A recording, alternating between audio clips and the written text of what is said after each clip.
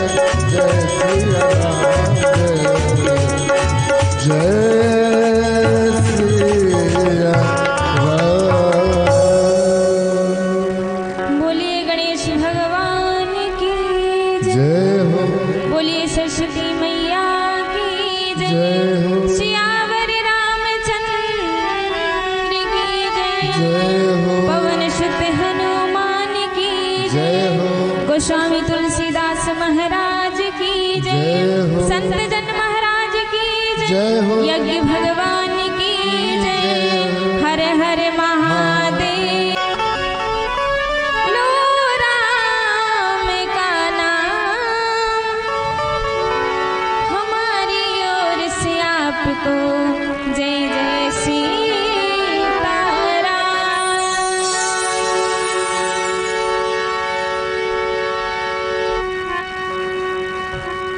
सुना कि माँ पार्वती और शिव जी का विवाह हुआ और माँ पार्वती और शिव जी के विवाह से ही ये कथा राम जी की कथा बहती है। कहते हैं कि राम की गंगा तभी बहेगी जब आपके मन में श्रद्धा और विश्वास होगा। तो कल हमने श्रवण किया कि श्रद्धा और विश्वास का विवाह हुआ। अब आगे की चर्चा आज सुनेंगे। तो जैसे कि आज राम जी का जन्म है, तो माँ पार्वती जी शिव जी विवाह करके कैलाश पर्वत पर आते हैं और कुछ वर्ष पश्चात 6 मुख वाले कार्तिकेय भगवान का जन्म हुआ। उन्होंने तारकासुर का वध किया। अब आराम से एक बट वृक्ष के छांव में बैठकर शिव जी और माता पार्वती जी बैठे हैं और दोनों लोगों का संवाद चल रहा है। माता पार्वती जी कहती हैं, भगवान हम आपको देखते हैं कि आप दिन रात राम राम का नाम जपते हैं। जब देखते हैं तब आप उन्हीं में लीन रहते हैं, ऐसा क्यों प्रभु? वैसे तो मेरे मन में कोई भगवान के प्रति कोई शंका नहीं है, पर कुछ बातें जानना चाहती हूँ। भगवान ने कहा, देवी आप जो कुछ भी जानना चाहती हैं आप निश्चिंत पूछिए, क्या पूछना है? कहती हैं,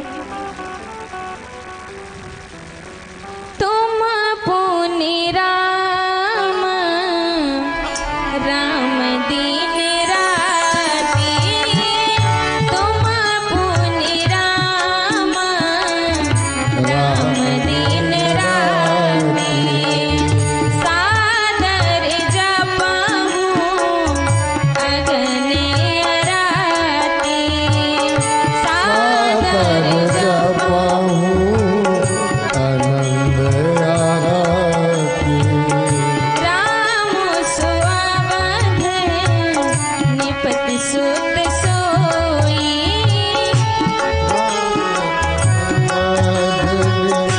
प्रतिशुद्ध किया जय गुण अलख गति कोई,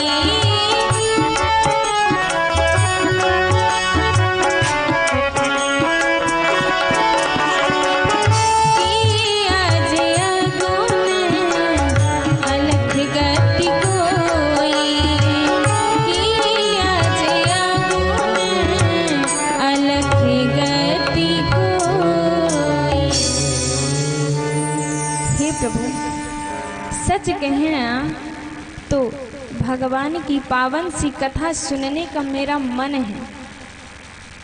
मैं आपसे कहना चाहती हूँ कि आप दिन रात जिनका नाम जपते हैं, क्या वो वही राम है जो दशरथ जी के बेटे हैं? क्या वो वही राम है जो कौशल्या माँ के गोद में खेल रहे हैं, हंस रहे हैं? या फिर वो राम जो वन में सीता माँ के लिए रो रहे हैं? क्या ये तीनों एक ही हैं? तो भगवान यदि ऐसा है कि वही है, तो मैंने सुना है कि राम तो ब्रह्म है, परमात्मा है और अजन्मा है। उनका तो कभी, देखिए, परमात्मा का तो कभी जन्म नहीं हो सकता, पर कैसे? वो हमने सुना है कि वो तो निराकार है, पर वो साकार बनकर कैसे प्रकट हो गए? अब उनके मन में ये सारी दुविधा चल रही है कि कैसे उनका जन्म हुआ, क्या हुआ। तब भगवान शिव जी कहते हैं कि देवी, भगवान है तो निराकार, पर अपने भक्तों के लिए साकार बनकर प्रकट हो गए हैं। कहते हैं कि देखिए, पानी जो होता है वो निराकार होता है, पानी का कोई अपना आकार नहीं होता। यदि पानी को ग्लास में डालोगे तो ग्लास के आकार का हो जाएगा, कटोरी में डालोगे तो कटोरी के आकार का हो जाएगा, थाली में डालोगे तो थाली के आकार का हो जाएगा। और जब वही पानी यदि फ्रिज में बंद कर दिए तो वही पानी आकार, एक बर्फ जम गया जिसका आकार मिल गया। है तो भगवान ब्रह्म निराकार हैं, पर अपने भक्तों के लिए साकार बनकर आ गए। माता कहती हैं, तो आप उससे इतना प्रेम करते हैं, कहती हैं, तो शिव जी कहते हैं मेरा उनसे अत्यधिक प्रेम है, मैं उनसे बड़ा प्रेम करता हूँ। तो क्या कहते हैं, हो मेरी लगी राम संग प्रीत ये दुनिया क्या जाने, मेरी लगी राम संग प्रीत ये दुनिया क्या जाने, मेरी लगी राम संग प्रीत ये दुनिया क्या जाने, मेरी लगी राम संग प्रीत ये दुनिया क्या जाने, क्या जाने कोई क्या जाने, क्या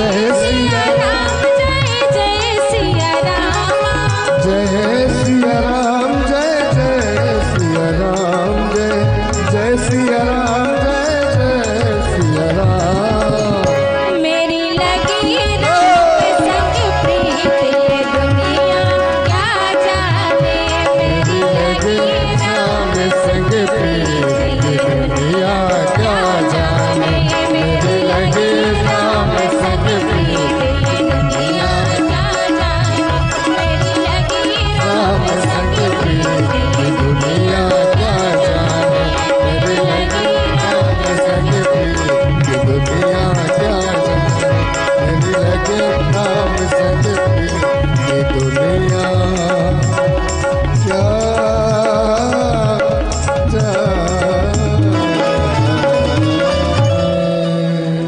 क्या जाने कोई क्या जाने, हो मेरी लगी राम संग प्रीत ये दुनिया क्या जाने। भगवान शिव जी कहते हैं कि मेरी प्रीत राम जी से लगी है, ये दुनिया क्या जानेगी। कहते मंगल भवन अमंगल हारी, द्रवऊ सुदशरथ अजिर विहारी, बंदों बाल रूप सोई रामो, सब सिद्ध सुलभ जपत जिस नामो। भगवान शिव जी कह रहे हैं मंगल के करने वाले, अमंगल को नष्ट करने वाले, ऐसे भगवान राम को हम बारंबार प्रणाम करते हैं। पता है जब आप सभी लोग अपना नया घर बनवाइए ना, तो जहाँ पर जगह हो बढ़िया सामने मंगल भवन अमंगल हारी,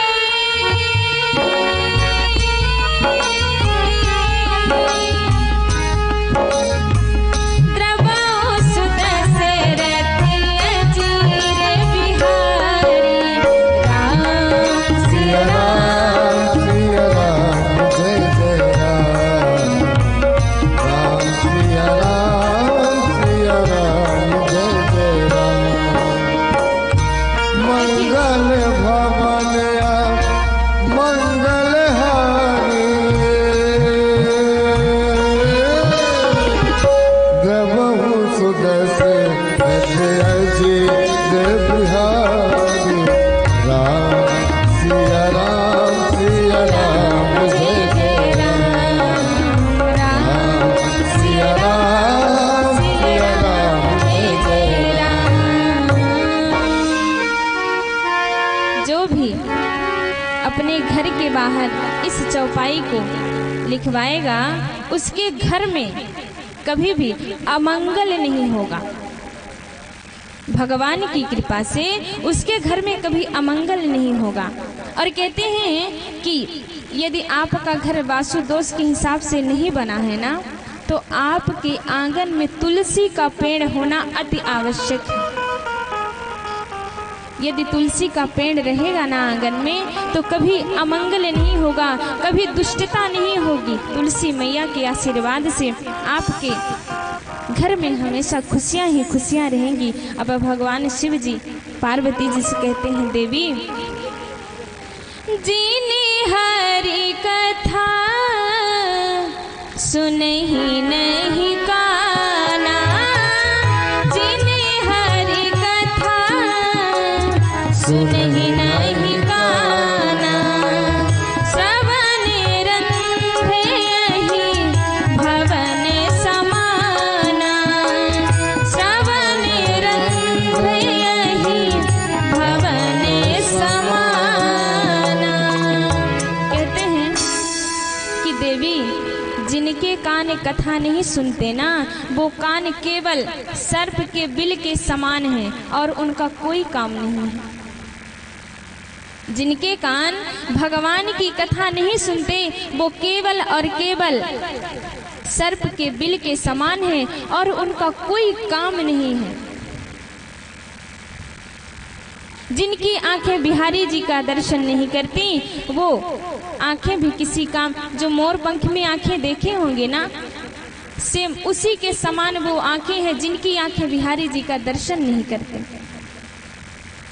जिनके कान कथा नहीं सुनते वो व्यर्थ, जिनकी आंखें बिहारी जी का दर्शन नहीं करती वो व्यर्थ। कहते हैं देवी जिन्हें हरि भगत हृदय नहीं आनी, जिन्हें हरि भगत हृदय नहीं आनी, जिन्हें हरि भगत हृदय नहीं आने, जीवित सब समानते प्राणी, जीवित सब समानते प्राणी। कहते हैं जिनके हृदय में भगवान से प्रेम नहीं है वो व्यक्ति को जीवित नहीं मरा हुआ समझिए, वो व्यक्ति मुर्दा है। जिस वक्त से आप भजन करना स्टार्ट करेंगे ना उसी वक्त से आपका जीवन शुरू होगा। जब तक आप भजन नहीं करेंगे आपका जीवन शुरू होने वाला नहीं है। आप जी तो रहे हैं, खा तो रहे हैं, पर मुर्दे के समान आपका कोई बाकी काम नहीं है। भगवान, ये मैं नहीं, भगवान शिव जी कह रहे हैं कि जिनके हृदय में भगवान से प्रेम नहीं है उस व्यक्ति को मरा हुआ समझिए। एक बार क्या हुआ, एक संत जी एक गांव में गए तो वो शमशान में बाहर शमशान मिला, वहीं रुक गए। उन्होंने देखा कि इस शमशान में चबूतरे बने हुए हैं और उन चबूतरों पर किसी की 5 वर्ष, किसी की 10 वर्ष, ज़्यादा से ज़्यादा किसी की 12 वर्ष की उम्र लिखी हुई थी। संत जी ने देखा, चकित रह गए, यहाँ के लोग ज़्यादा दिन तक जीते नहीं क्या? अब उनको लगा यहाँ लगता है कि कम उम्र में ही लोग खत्म हो जाते हैं। अब संत जी गांव में गए और कहने लगे, बेटा इस गांव में लोग जीवित नहीं रहते क्या? ज़्यादा दिनों तक जीवित नहीं रहते क्या? उस गांव के जो आदमी से मिले वो कहते हैं कि आप ऐसा क्यों कह रहे हैं? आपको तो इस गांव में 70 साल, 80 साल, 90 साल, 50 साल जितना कहेंगे, जितने बुजुर्ग लेंगे उतने से हैं, उतने बुजुर्ग हैं, आपको क्या चाहिए? तब संत जी ने कहा, नहीं नहीं मुझे कुछ चाहिए नहीं। मैंने शमशान में देखा कि किसी की 10 वर्ष, किसी की 12 वर्ष, किसी की 5 वर्ष आयु लिखी थी, तो मुझे लगा यहाँ के लोग जीवित नहीं रहते। तब उस व्यक्ति ने बड़ा सुंदर जवाब दिया, कहता है, संत जी आप परेशान मत होइए, हम व्यक्ति का वही उम्र लिखते हैं जिस उम्र से उसने भजन करना स्टार्ट किया हो।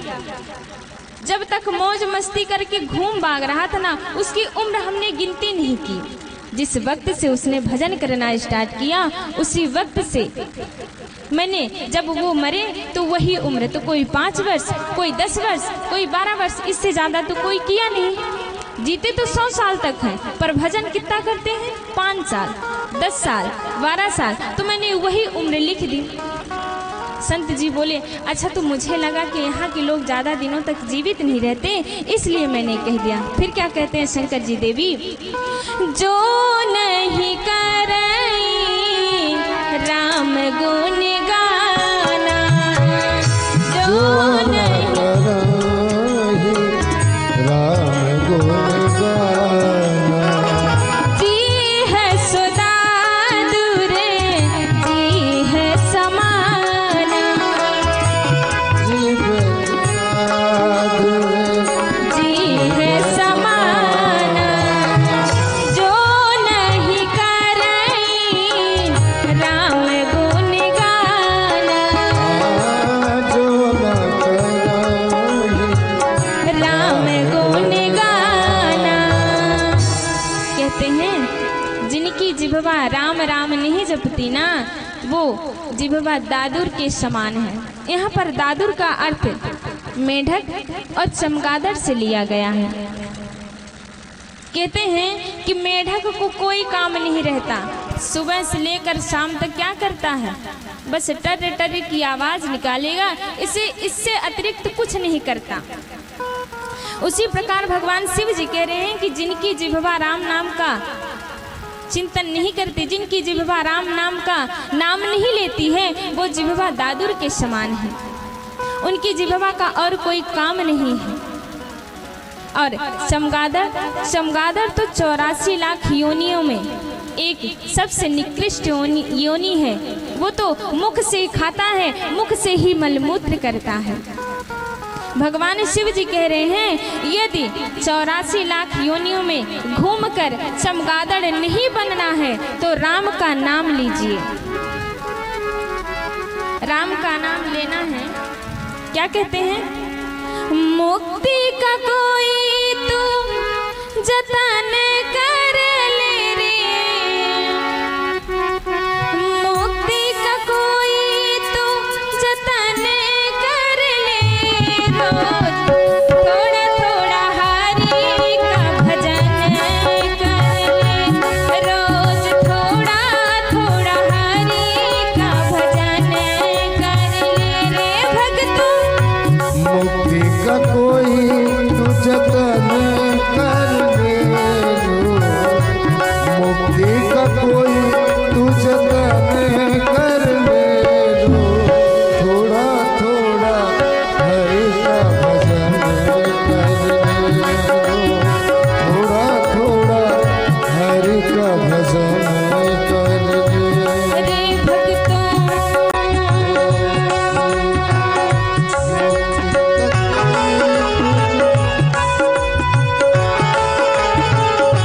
मुक्ति का कोई तू जतन कर ले, रोज थोड़ा थोड़ा हरि का भजन कर ले, रोज थोड़ा थोड़ा।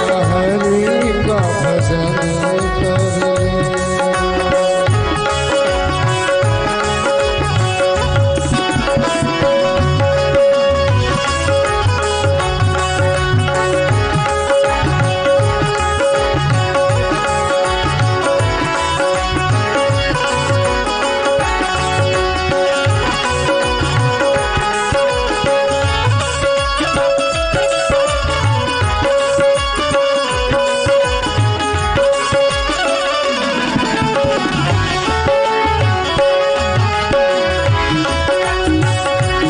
जय श्री राम। तालियों की स्वागत करते हैं।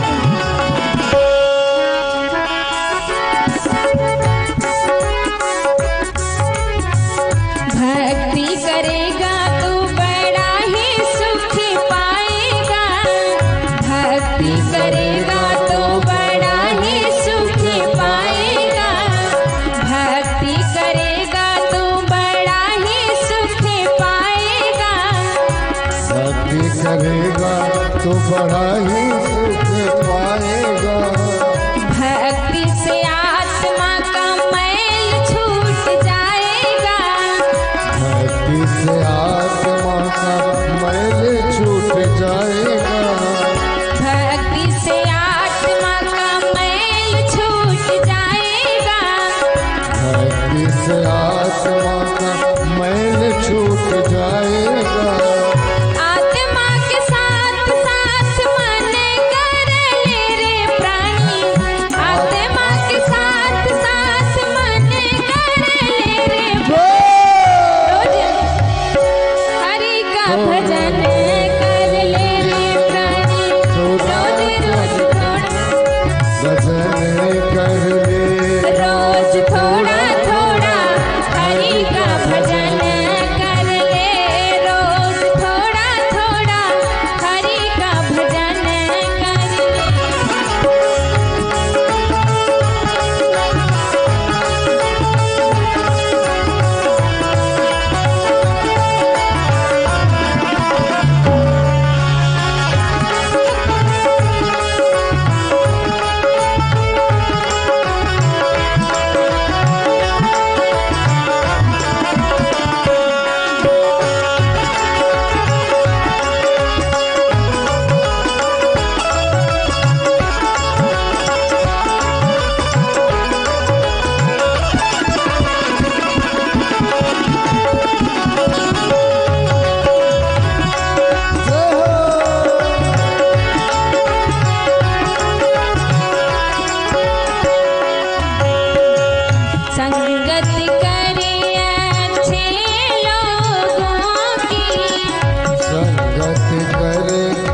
अच्छे लोगों की संगत करे अच्छे लोगों की संगत कर अच्छे लोगों की दवा मिल जाएगी सभी रोगों की दवा मिल जाएगी सभी रोगों की दवा मिल जाएगी सभी रोगों की दवा मिल जाएगी सभी रोगों की जिंदगी को अपने चमन कर ले रे प्राण जिंदगी को अपने चमन कर ले रे थोड़ा थोड़ा हरि का भजन कर ले रोज थोड़ा थोड़ा हरि का भजन कर ले रोज थोड़ा थोड़ा हरि का भजन कर ले मोती का कोई तू जतन कर ले रे प्राणी मोती का कोई तू जतन कर ले थोड़ा थोड़ा हरि का भजन कर ले रोज थोड़ा थोड़ा हरि का भजन रोज थोड़ा थोड़ा हरि का भजन कर ले थोड़ा थोड़ा हरि का भजन कर ले भी भगवान का नाम लोगे तभी का दिन तभी का मुहूर्त शुभ हो जाएगा। आप बस भक्ति करो। भगवान कहते हैं सगो नहीं आगो नहीं नहीं कछु भेदा सगो नहीं आगो नहीं नहीं कछु भेदा गावहि मुनि पुराण बुद्धि वेदा पुराण नहीं देता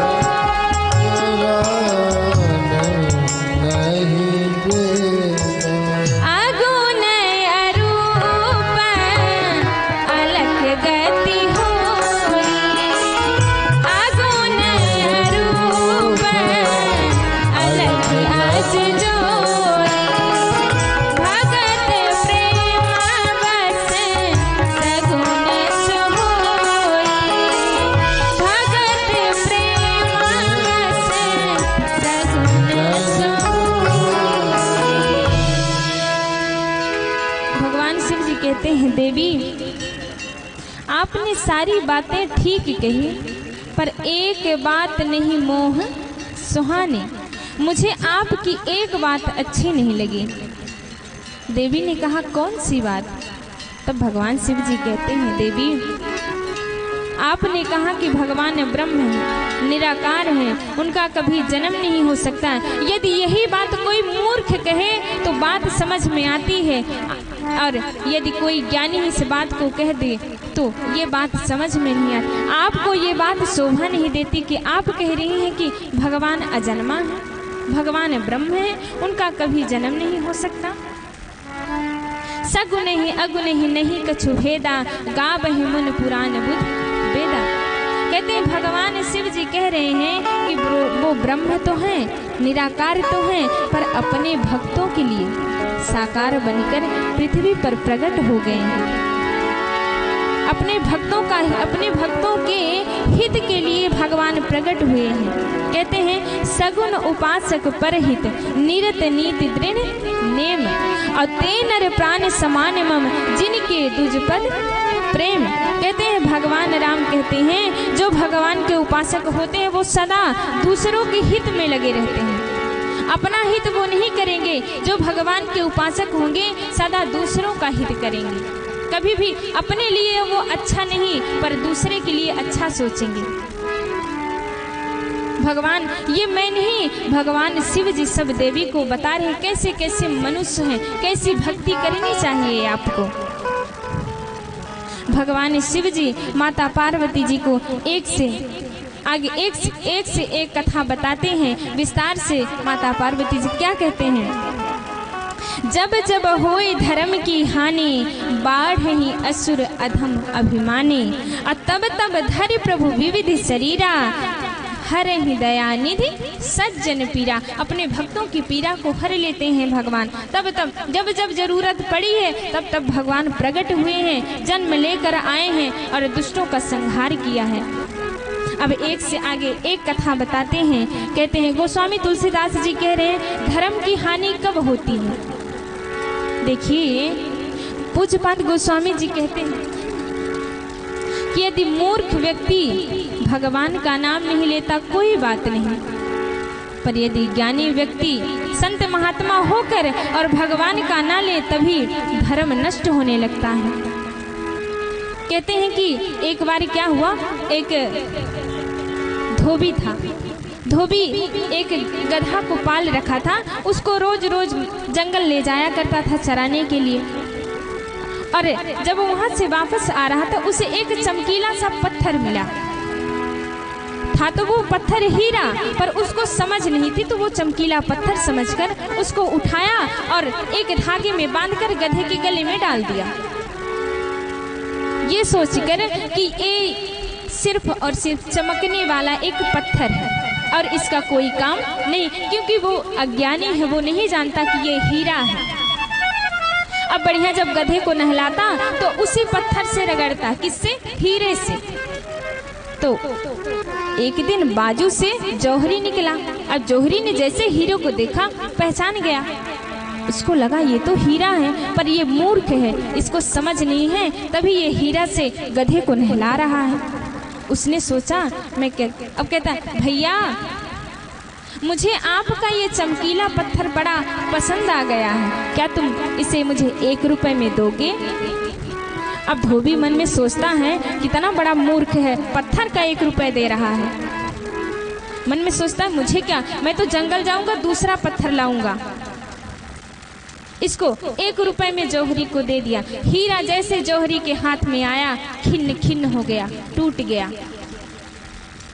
तब उस जौहरी ने कहा वाह, अभी तू गधे के गले में लटका था तो अभी तक तू नहीं टूटा, और जैसे मेरे हाथ में आया टूट गया। तब हीरे से आवाज आती है कि वो तो अज्ञानी था, उसको पता नहीं था कि मैं हीरा हूँ, पर जो मुझे जानकर मेरी कीमत इतनी कम आंकेगा तो मैं तो टूट ही जाऊंगा, फिर मुझे जुड़े रहने का कोई काम नहीं। इसी प्रकार कहते हैं कि धर्म तभी नष्ट होता है जब आप जानबूझकर भगवान की भक्ति नहीं करते। मूर्ख व्यक्ति नहीं करता कोई बात नहीं, पागल व्यक्ति राम का नाम नहीं लेता कोई बात नहीं, पर जो जानता है राम की महिमा को समझता है वो तो नाम ले। यदि वही धर्म को नष्ट करेगा तो आगे धर्म को लेकर कौन जाएगा। इसलिए हम सभी को भगवान की भक्ति करनी चाहिए। क्या कहते हैं कबीरा सब जग निर्धना, धनवंता नहीं कोई, धनवंता सोई जाने, जेख राम नाम धन होए।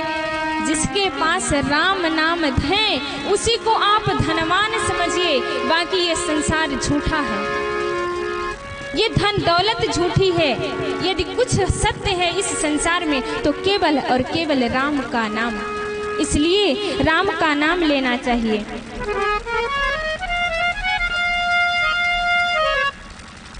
अब भगवान शिव जी कहते हैं देवी, अब भगवान नारायण के 2 पार्षद थे। एक बार कह रहे हैं कि भगवान राम को जन्म लेकर आना पड़ा क्योंकि भगवान विष्णु के भगवान नारायण के 2 पार्षद थे, 2 द्वारपाल थे। कौन? जय और विजय। क्या करें? द्वारपाल हरि के प्रिय 2, जय और विजय जान सबको, जन्म 1 2 कहूँ बखानी, असावधान सुन सुमति भवानी। देवी से कहते हैं सावधान होकर सुनिए। एक बार नारायण के 2 पार्षद थे, 3 संत गए भगवान का दर्शन करने। कहने लगे कि मुझे भगवान का दर्शन कौन? सनकादिक सनत कुमार और सनत कुमार और शतानंदी तीन गए वहाँ पर, 4 संत गए और कहने लगे मुझे भगवान का दर्शन करने दीजिए। उन्होंने कहा नहीं करने देंगे। और संत ने कहा कि मुझे जानते नहीं हो क्या? तो पार्षद कहते हैं खूब जानता हूँ, रोज रोज दौड़े चले आते हो, चलो भागो यहाँ से, नहीं कराएंगे दर्शन। तब उन संत ने क्रोध करके और उनको श्राप दे दिया, जाओ, मैंने 3 बार कहा कि मुझे अंदर जाने दो, अंदर जाने दो, पर नहीं जाने दिया। अब मैं तुम्हें 3 बार श्राप देता हूँ, तुम राक्षस बन जाओ। तब भगवान नारायण अंदर से बाहर आते हैं, क्षमा मांगने लगते। देखिए, कहते हैं कि यदि नौकर गलती करता है ना तो मालिक की गलती होती है, नौकर की नहीं। भगवान दौड़ कर आए, उन सनकादियों से क्षमा मांगने लगे, हमें क्षमा कर दीजिए, हमें क्षमा कर दीजिए, मेरे द्वारपाल ने आपका अपमान किया। बोले कोई बात नहीं। वही हिरण्यकश्यप हिरण्याक्ष रावण राक्षस बने और भगवान ने अवतार लेकर उनका संहार किया। अब कहते हैं देवी, एक बार मनु और शत्रुपा जंगल में गए, तपस्या की। उनके तपस्या पर रीझ कर भगवान ने क्या बोलते हैं, बोले बिहसी महेश तब ज्ञानी मूढ़ न कोई, और जही जस रघुपति करहि जब सोत ही छन हो, सोत से तिहि छन होय। कारण कवन श्राप मुनि दीन्हा, का अपराध रमापति कीन्हा। कारण कवन श्राप मुनि दीन्हा, का अपराध रमापति कीन्हा। यह प्रसंग मोहि कहाहु पुरारी, यह प्रसंग मोहि कहाहु पुरारी। मुनि मन मोहन आचरज धारी, मुनि मन मोहन आचरज धारी। कहते हैं भगवान शिव जी कहते हैं, एक बार नारद जी ने राम जी को श्राप दे दिया, इस कारण भी उन्हें पृथ्वी पर जन्म लेकर आना पड़ा। देवी कहती हैं कि वो तो मेरे गुरु हैं और वो दिन रात राम नाम का जाप करते हैं, वो ऐसा नहीं कर सकते। भगवान ने कोई गलती, क्या कह रहे हैं कि का अपराध रमापति कीन्हा, कोई न कोई अपराध किया होगा जिस कारण मेरे गुरु को श्राप देना पड़ा। तो देवी कहती हैं, क्या कहती हैं, वो तो दिन रात श्रीमन नारायण का जाप करते हैं। कैसे? श्रीमन नारायण नारायण नारायण, श्रीमन नारायण नारायण नारायण नारायण नारायण, श्रीमन नारायण नारायण नारायण, श्रीमन नारायण नारायण नारायण, लक्ष्मी नारायण नारायण नारायण, लक्ष्मी नारायण नारायण नारायण, श्रीमन नारायण नारायण नारायण, श्रीमन नारायण नारायण नारायण।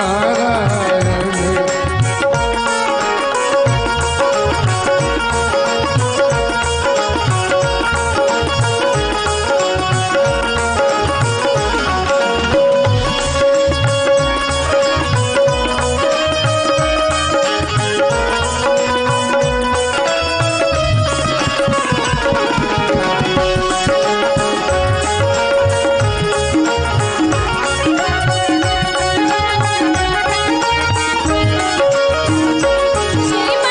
नारायण नारायण नारायण,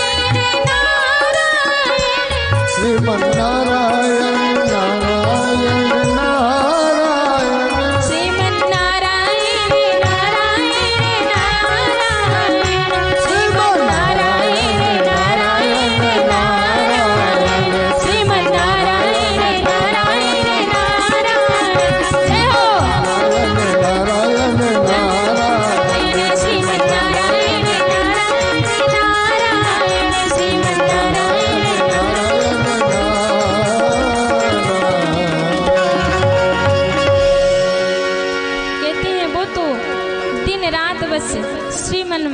मन भज नारायण नारायण का, वो तो दिन रात भजन करते हैं, वो ऐसा नहीं कर सकते। तब भगवान ने उनको सारी कथा बताई कि एक बार क्या हुआ कि भगवान नारायण नारद जी गए, एक गुफा में गए और वहाँ पर बैठकर उन्होंने सोचा कि यहीं बैठकर और भगवान का चिंतन कर लेते हैं। गए, बैठ गए, सुनसान जगह थी, गुफा में बैठे भजन करने के लिए। अब जब बैठे उनका मन लग गया। इंद्र ने देखा, इंद्र घबरा गया, ये भजन कर रहे हैं और भजन करके कहीं मेरा इंद्रासन ना छीन ले। उनको शक होने लगा कि मेरा इंद्रासन यदि ये छीन लेंगे तो जाकर कहने लगा कि जाओ अप्सराओं से कहा, रंभा उर्वशी सब गई और नारद जी का ध्यान भंग करने लगी। कहने लगी, इंद्र कहने लगा जाओ और देखो कहीं नारद मेरा सिंहासन लेने के लिए तो तप नहीं कर रहा है, जाओ उसका ध्यान भंग करो। गए, अब ध्यान भंग करने लगी, कभी पास में जाती कभी दूर। उनका मन भटका रही थी पर नारद जी का मन नहीं भटका। कामदेव आए, उन्होंने बहुत प्रयास किया पर उनका मन भंग नहीं हुआ। तब कामदेव उनके चरणों में गिर पड़े, कहने लगे आपने तो सब कुछ जीत लिया, काम को क्रोध को सब जीत लिया, अब मैं आपके चरणों में पड़ा हूँ। देखिए नारद जी काम को क्रोध को तो जीत गए, पर जब अपनी बड़ाई सुनने लगे तो उनको लगने लगा कि शंकर भगवान ने तो क्रोध करके और उनका तप तो पूरा हुआ नहीं, उन्होंने क्रोध किया और कामदेव भस्म हो गए। हम तो क्रोध भी नहीं किए, हम तो सब जीत गए, हम तो सब जीत गए, काम को क्रोध को लोभ को मोह को। क्योंकि इंद्रासन, इंद्र का यदि आसन मैं चाहता तो ले लेता, पर मैंने उसको भी लात मार दी, मैंने इंद्रासन तक छोड़ दिया, मैं सब कुछ जीत गया। अपने आप को जितेंद्रीय समझने लगे, अपने आप को बड़ा मानने लगे। अब कहते हैं कि मैं किसी से मिलने नहीं जाऊँ, क्योंकि अब तो खुद अपने आप को भगवान मान रहे हैं। कहते हैं अब मैं किसी से मिलने नहीं जाऊंगा, जिसको मिलना होगा स्वयं मेरे पास आएंगे। अब जब बहुत दिन बीता, कोई आया नहीं, कोई किसी का संदेशा नहीं आया, तब भगवान शिव के पास जाते हैं। और पहले जाते थे तो अच्छे से प्रणाम करते थे, आज गए तो कहते हैं जय शंकर भगवान की। इतने अकड़ में बोले शंकर भगवान देखे, इतने अकड़ में बोल रहे। पहले जाते तो प्रणाम करते, पर अब कोई अजितेंद्रीय बने घूम रहे हैं कि मेरे जितना अजितेंद्रीय कौन होगा, हमने तो सब कुछ जीत लिया, आपने क्रोध किया, कामदेव जले और मैंने तो कुछ नहीं किया। उसी तरह अकड़ में बात कर रहे हैं। तब कहने लगे अरे शंकर जी आपसे, अब शंकर जी ने कहा इतने दिन कहाँ थे, बहुत दिन में दिखाई पड़े। कहते हैं अरे अब शंकर जी क्या बताएं, मैं समाधि लगाया और फिर समाधि में काम को क्रोध को लोभ को मोह को सबको जीत लिया। अब बड़े घमंड से, बड़े अहंकार, मन को फुला कर बता रहे मैंने इसको जीत लिया उसको जीत लिया।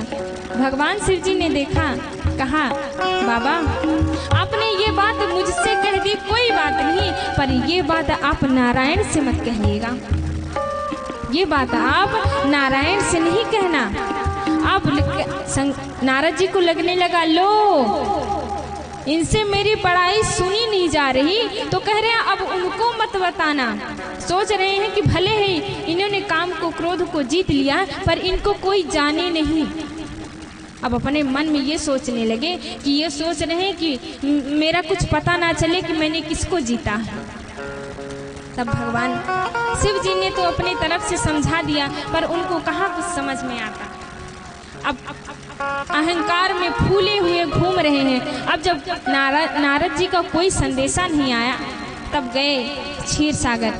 नारद जी पहुँचे क्षीर सागर में। नारायण जी पहले लेटे रहते थे, और जब अब नारद जी अहंकार में फूले हुए गए ना, तो भगवान उनके अहंकार को बढ़ाने के लिए भगवान खड़े होकर मिल रहे हैं। जैसे नारद जी को देखे खड़े हो गए, अरे हाथ को जोड़ लिया, अरे नारद जी इतने दिन आप कहाँ थे, इतने दिन में आप आए। तब नारद जी कहते हैं अरे वो मांगने के बाद मैं वापस कर देता आपका चेहरा, आपका स्वरूप। लो अभी हमने गाड़ी मांगते तो देखा था, चलो शेरवानी जूता भी मांगते देखा था, आज देखो नारद जी रुपए मांगने लग गए कि आपका रूप मिल जाता तो मैं विवाह करके मैं विवाह कर लेता। पर नारद जी ने इतना कहा कि अपना रूप दे दीजिए, पर एक बात और कह दी। क्या कहा?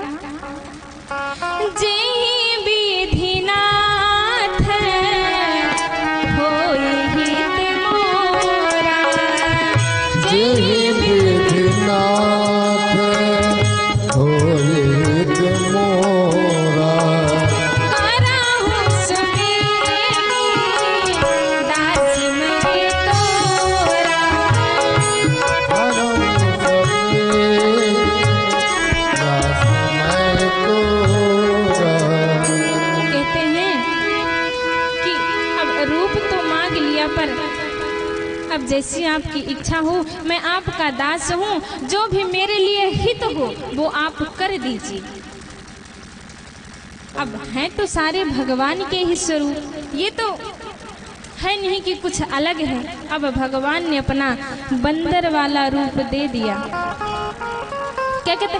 सिया राम मैं सब जग जानी,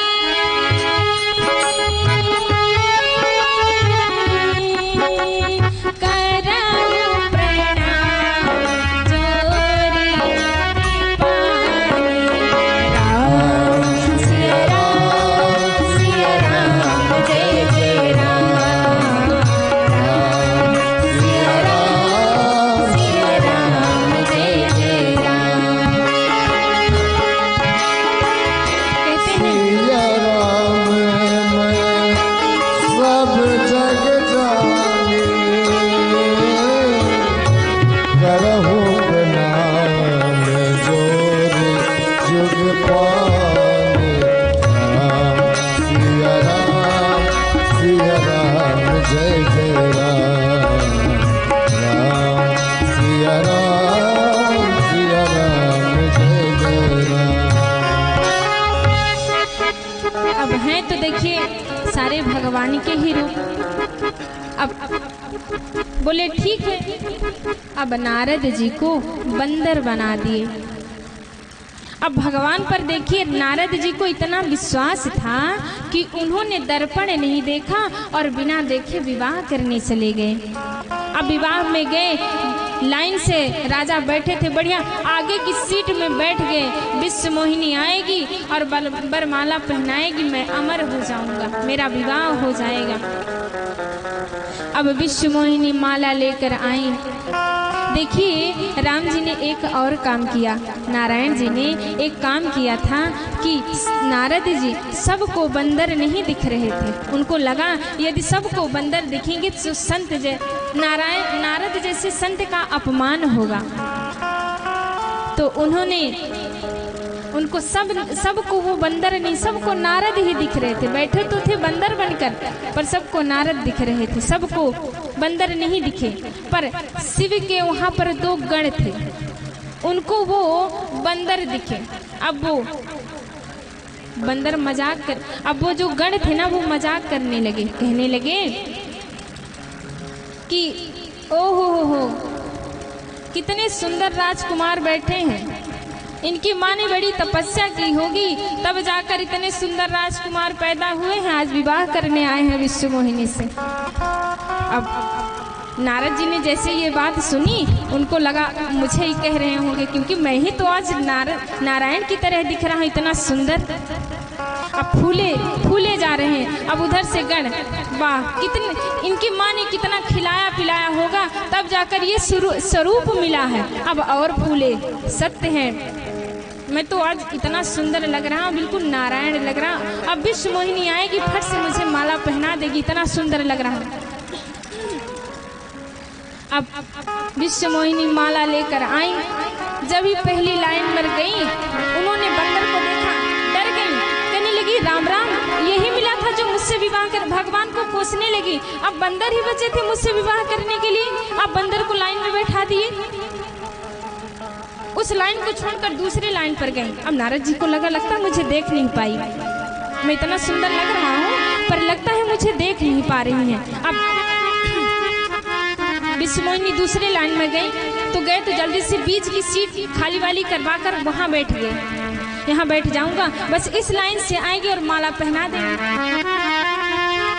विश्वमोहिनी दूसरी लाइन में गई, वहाँ भी बंदर। कहने लगी हे भगवान कितने बंदर आए हैं, उस लाइन को भी छोड़ दिया, तीसरी लाइन पर गए। अब इधर उधर करती रही। नारद जी सोच रहे हैं देख नहीं पा रही है, क्यों मुझे वरमाला नहीं, मैं तो इतना सुंदर दिख रहा हूँ। तब भगवान नारायण मनुष्य का अवतार लेकर पृथ्वी पर आए और विश्वमोहिनी ने उन्हें वरमाला पहनाया और उनसे विवाह हो गया। अब नारद जी इतने गुस्से में, नारद जी का पारा गर्म, देखे बाहर निकले, विवाह कक्ष से बाहर गए। मैं यहाँ, अब जो वहाँ के शिव के जो गण थे ना, वो बोले विवाह करने आए थे। बोले हाँ, तो बोले अपना स्वरूप तो देख लो। गए पानी में झांक कर देखा, बंदर दिख रहे थे। नारायण जी के ऊपर गुस्सा हो गए, तुमने 16,108 से की, मैंने मना किया, किसी ने मना किया? मैं एक से करने गया तो तुम एक से भी नहीं देख पाए, तुम्हारी खूब आदताई बढ़ गई है, तुम मेरा एक से भी विवाह नहीं होने, तुम किसी को खुश नहीं देख सकते हो। अब नारद भगवान गुस्से में बाहर गए, नारायण भगवान प्रकट हो गए। नारद जी क्या हुआ? विश्वमोहिनी बगल में खड़ी है, क्या हुआ? कहने लगे क्या हुआ क्या कर रहे हो? मैं एक से विवाह करने गया, देख नहीं पाए। तब मैं तुम्हें श्राप देता हूँ, जैसे आज मैं नारी के वियोग में तड़प रहा हूँ, एक दिन तुम भी इसी तरह नारी के वियोग में मनुष्य का अवतार लेकर आओगे और इसी तरह तड़पोगे। भगवान ने उनके श्राप को सरोधार कर लिया, अपने मस्तक पर रख लिया। प्रणाम करते हैं नारद जी को कि मैंने आपको श्राप को स्वीकार कर लिया है। अब जब भगवान की माया, नारद जी की माया हटी नजर से, उन्होंने देखा ये मैंने क्या कर दिया, भगवान के चरणों में गिर पड़े, प्रभु मुझसे गलती हो गई, क्षमा कर दीजिए। भगवान के चरणों में गिरे और उनसे क्षमा मांगने लगे, कहने लगे भगवान मुझसे गलती हो गई। तब भगवान कहते हैं कोई बात नहीं, मैं आपके श्राप को सरोधार करता हूँ, मैं आपके श्राप को मैं ले लूँगा, कोई बात नहीं है। कि हो ही न विषय विराग, भवन वसत भाचौथपन, हृदय बहुत दुख लागी, जन्म गयो हरि भगत बिनु। मनु शत्रुपा ने तपस्या की, उनकी तपस्या पर रीझ कर भगवान प्रकट हुए। मनु और शत्रुपा ने उनसे वरदान मांगा कि प्रभु मैं चाहता हूँ कि आप मुझे पुत्र के रूप में प्राप्त हों। भगवान ने कहा ठीक है। उन्हीं के वरदान पर भगवान राम को वही बाद में कौशल्या और फिर दशरथ बने, उन्हीं के बेटे राम जी बने। पुण्य हरि केतु करण तप लागे, बारी आधार मूल फल त्यागे। उन्होंने तपस्या की, कंद मूल फल खाकर वन में जाकर तपस्या कर राम को अपने पुत्र के रूप। देखिए हम सभी को यदि भगवान से कुछ मांगना है ना तो मनु और शत्रुपा की तरह करिए, भगवान से नहीं भगवान को ही मांग लीजिए। यदि भगवान प्राप्त हो गए तो फिर आपको किस चीज की आवश्यकता है। इसलिए सभी को भगवान का भजन करना चाहिए।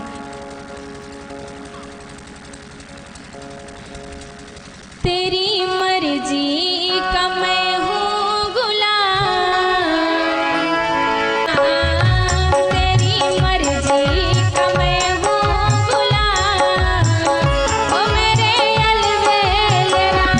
तेरी मर्जी का मैं हूँ गुलाम, मेरे अलवेल राम।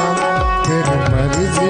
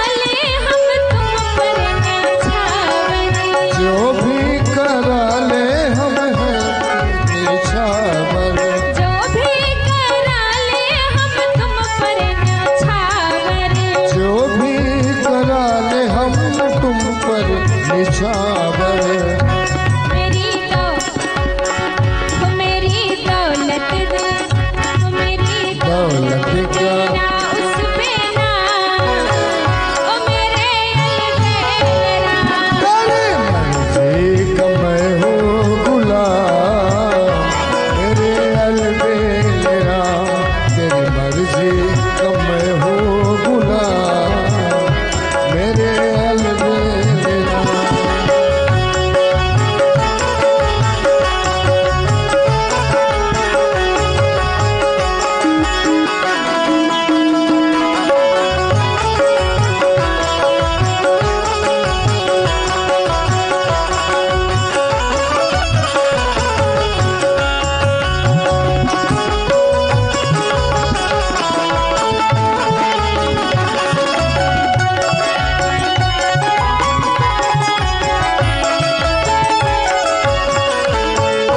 तब भी गया हूँ इस लंबे सफर पर,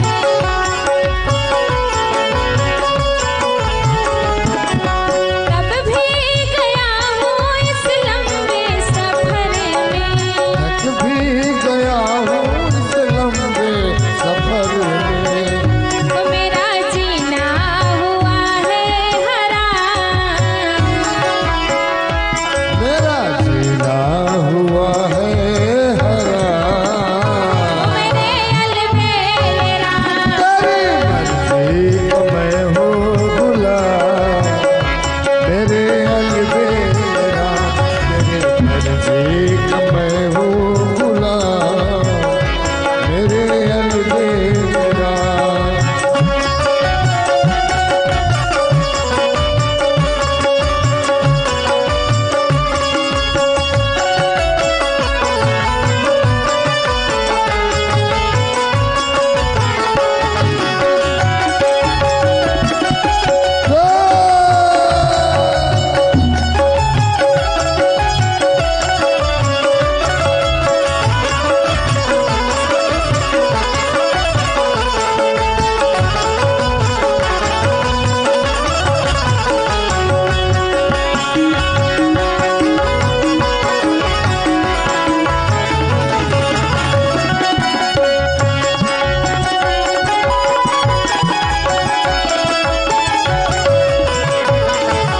तेरी रजा है अब करती हूँ राजी, तेरी रजा में अब कर ली है राजी, तेरी रजा में अब कर ली है राजी।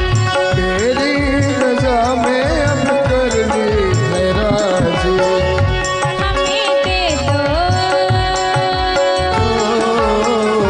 हमें दे दो सजाया इनाम, मुझे दे दो सजाया इनाम, ओ मेरे अलबेला।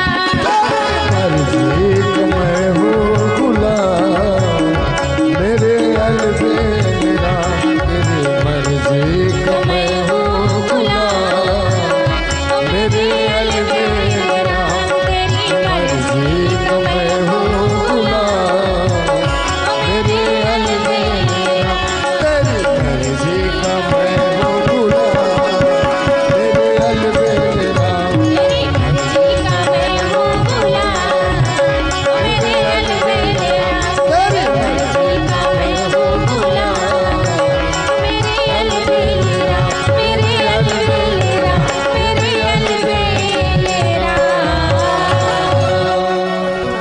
तेरी मर्जी का मैं हूँ गुलाम मेरे अलबेले राम। जो भी करा लो हम तुम पर न्यौछावर। अब रावण के मुहूर्त के उठा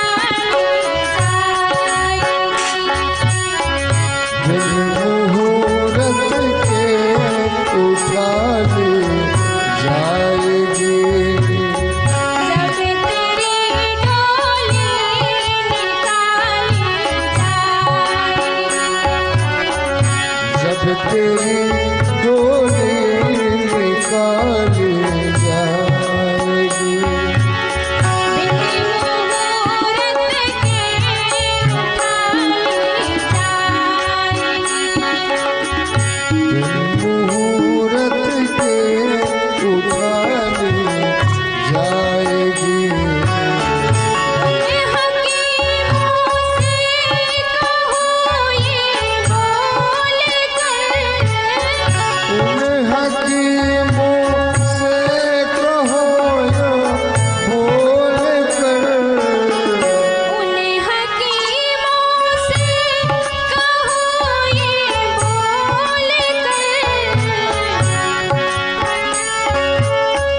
उन हकीमों से कहो यो बोल कर करते थे दावा किताबें खोल यह करते दवा हरगिज न खाली जाएगी जब तेरी डोली निकाली जाएगी। बिन मुहूर्त के उठा ली जाएगी।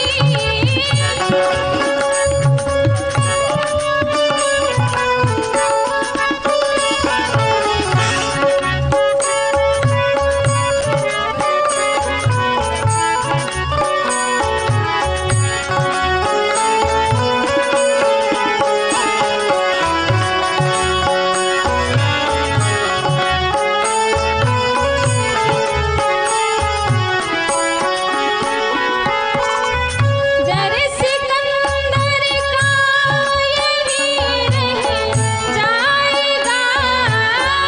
जल सिकंदर का यही रह जाएगा। जर सिकंदर का यही रह जाएगा। यह घड़ी हरगिज न टाली जाएगी। यह घड़ी हरगिज न टाली जाएगी।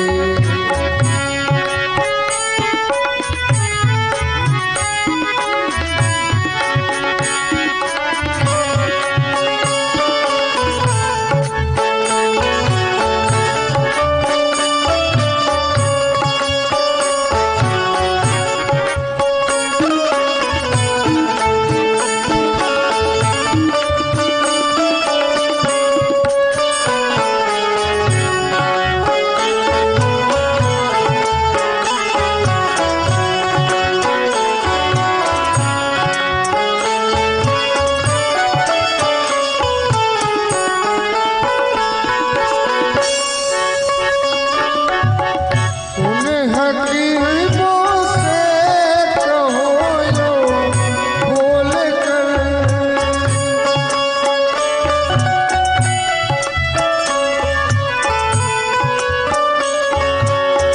क्यों गुलाब पे हो रही बुलबुल निसार। क्यों गुलाब पे हो रही बुलबुल निसार। है खड़ा माली वो पीछे रह गया। है खड़ा मालिक पीछे ओसिया मार कर गोली गिरा ले जाएगी। जब तेरी डोली निकाली जाएगी। बिन मुहूर्त के उठा ली जाएगी। जब तेरी डोली निकाली जाएगी। जब तेरी डोली निकाली जाएगी। कहते हैं सूर्यनायक जन सुखदायक जगत पाले भगवंता। जय जय सुरनायक जन सुखदायक पाल भगवंता। जय हो।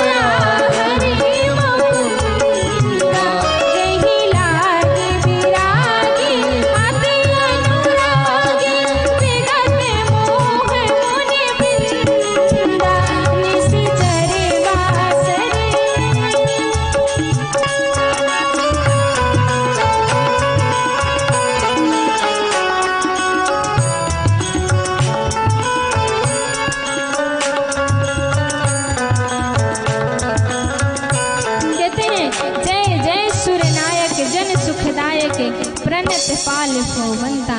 सब भगवान की प्रार्थना करने, प्रभु इस पृथ्वी पर आप जन्म लेकर आइए और हम सबका उद्धार करिए। कहते हैं निस बासर ध्यावहि गुण गावहि जयत सच्चिदानंदा।